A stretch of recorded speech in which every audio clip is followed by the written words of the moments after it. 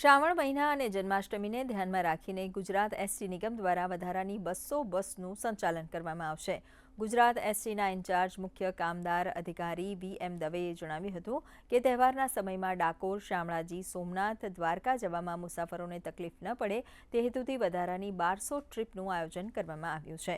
તેમણે ઉમેર્યું હતું કે રક્ષાબંધન પર 5500 જેટલી એક્સ્ટ્રા ટ્રીપોનું સંચાલન કર્યું હતું, જેનો 3.34 લાખ મુસાફરોએ લાભ લીધો હતો અને નિગમને 2.30 કરોડની આવક થઈ હતી।